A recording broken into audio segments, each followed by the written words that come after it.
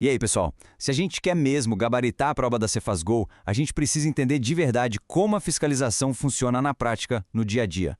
Então, nesta nossa conversa, a gente vai mergulhar fundo nas ferramentas, nos poderes de um auditor fiscal em Goiás, focando exatamente naquilo que a gente precisa saber para a prova. Vamos lá? Olha só, o nosso caminho de hoje está bem estruturado. A gente começa pela base de tudo, o poder legal, depois parte para a ação, para a prática mesmo. Em seguida, vamos abrir a caixa de ferramentas do auditor, levantamento e arbitramento. Vamos falar também daqueles casos mais sérios, do devedor contumaz e de uma abordagem mais moderna, a autorregularização. E para fechar com chave de ouro, a gente conecta tudo isso e vê como a banca FCC gosta de cobrar. Bom, para começar do começo, né? De onde vem toda essa autoridade de um auditor fiscal? Não é uma coisa que ele inventa, não. Esse poder vem lá de cima, da Constituição, e é todo detalhado nas leis do Estado. É a base de tudo. E esse poder não é pouca coisa não, viu? A Constituição Federal, lá no artigo 37, diz que as atividades da administração tributária têm precedência, ou seja, prioridade sobre os outros setores da administração pública. O que isso quer dizer na prática? Que quando o fisco está em campo, a atuação dele vem primeiro. É um ponto de partida fundamental para a gente entender a força dessa atividade. Agora, um ponto importantíssimo. Quem é a tal da autoridade fiscal? Presta atenção aqui porque esse é o tipo de detalhe que a banca adora. Não é qualquer servidor da Secretaria da Fazenda, não. É só aquele funcionário que pertence ao quadro do fisco e que tem suas tarefas, suas competências todas definidas em lei. Isso é uma garantia de que a fiscalização vai ser sempre técnica, baseada na lei e nunca arbitrária. E aqui a gente vê o outro lado da moeda. O auditor fiscal não é só um carrasco, um fiscalizador. O artigo 432 do regulamento lá de Goiás, o RCTE, é claríssimo. Ele também tem o dever de orientar. É uma função dupla, entende? Ele fiscaliza para ver se a lei está sendo cumprida, mas também ajuda, guia o contribuinte para que ele consiga cumprir a lei direitinho. Certo. A base da lei a gente já pegou. Agora vamos para a parte que todo mundo tem mais curiosidade. O que de fato acontece numa fiscalização? Como a coisa funciona no mundo real? Essa é a pergunta de ouro, né? Saindo um pouco da teoria, quais são os poderes, as prerrogativas que o auditor tem na mão para fazer o trabalho dele bem feito? Vamos ver os passos práticos disso. O processo é todo certinho, todo regrado. Primeira coisa, o auditor sempre tem que se identificar com a identidade funcional dele. A partir daí, ele pode requisitar livros, documentos e, se for o caso, pode até apreender mercadorias que sirvam de prova de alguma infração. E sim, ele tem o poder de mandar parar um caminhão na estrada para conferir a carga.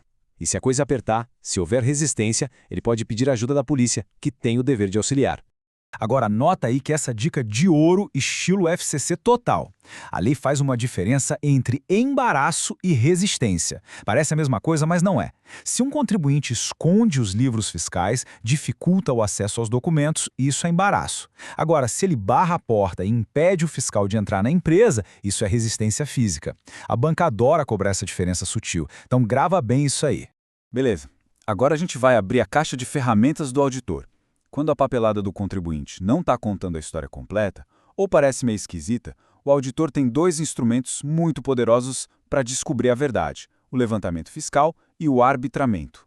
O levantamento fiscal é um trabalho de detetive, praticamente. Ele reconstrói a realidade com base nos dados que existem. Pensa comigo, nesse exemplo. Se a empresa começou o ano com 9 mil em estoque, comprou mais 3 mil e no fim do ano só tinha 5 mil, a matemática não mente, né? Para onde foi o resto? Foi vendido. O custo do que foi vendido foi de 7 mil. Com base nisso, o fisco consegue calcular as vendas que não foram declaradas. Já o arbitramento, a coisa aqui fica mais séria. Ele entra em campo em situações mais graves. Acontece quando os documentos do contribuinte simplesmente não são confiáveis, ou porque são falsos, ou porque tem muita coisa faltando, ou porque são claramente fraudulentos. Nesse caso, o fisco não reconstrói. Ele estima a base de cálculo seguindo os critérios que a lei determina. E quando é que o fisco pode arbitrar? A lei dá alguns exemplos bem claros. Saiu mercadoria sem nota fiscal, apareceu um dinheiro no caixa da empresa que ninguém sabe explicar de onde veio, ou quando há fraude óbvia, sonegação. Usar maquininha de cartão de forma irregular também é um motivo. E um ponto importante, essa lista é só de exemplos, não esgota todas as possibilidades, ok? Então, para ficar gravado na mente para a prova, o ponto central é este. Levantamento fiscal usa dados bons, dados que existem, para reconstruir o que faltou. Já o arbitramento entra em cena quando os dados são ruins ou simplesmente não existem. Aí o fisco precisa estimar. Resumindo, um reconstrói, o outro estima. Simples assim.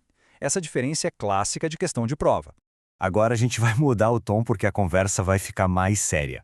O que acontece quando um contribuinte não comete só um erro, mas transforma o não pagamento de imposto num hábito, num modelo de negócio?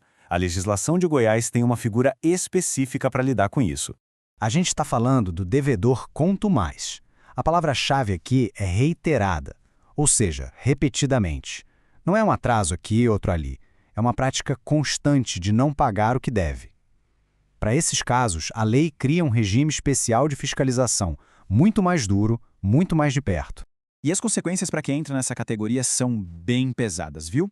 Vão desde o arrolamento de bens, que é basicamente fazer uma lista de tudo que a pessoa tem para garantir o pagamento da dívida, até ações na justiça, representação criminal por crime tributário e, no limite, a cassação da inscrição estadual.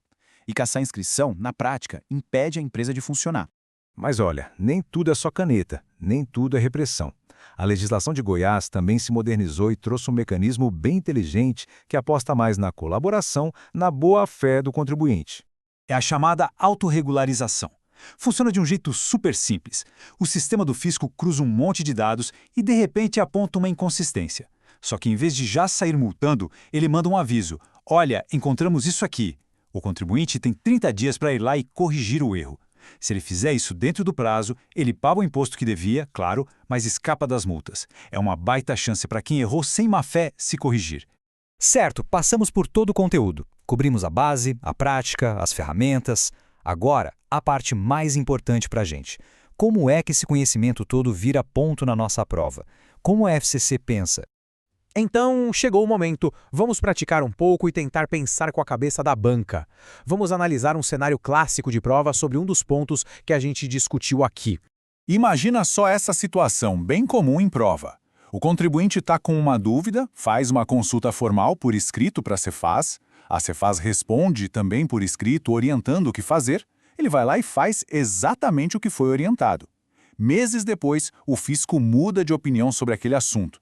A pergunta é, esse contribuinte pode ser multado por ter seguido a orientação antiga? A resposta é um grande e sonoro não. E o motivo é um princípio básico do direito, a proteção da boa-fé. Se o contribuinte seguiu uma orientação oficial que veio por escrito do próprio fisco, ele não pode ser punido por isso. A penalidade, a multa, é afastada. Mas atenção ao detalhe que faz toda a diferença. Isso não livra ele de pagar o tributo, caso o novo entendimento diga que o tributo era devido. O que se afasta são as penalidades, como juros e multas. Pegou a maldade? Ao entender essas regras, esses poderes e também os limites, o estudo deixa de ser só ficar decorando artigo de lei para a prova. A gente começa a desenvolver o raciocínio, a forma de pensar que a futura profissão exige. A pergunta final que fica é: tudo pronto para pensar como um auditor fiscal? Continue nessa pegada, porque é exatamente isso que a prova vai cobrar.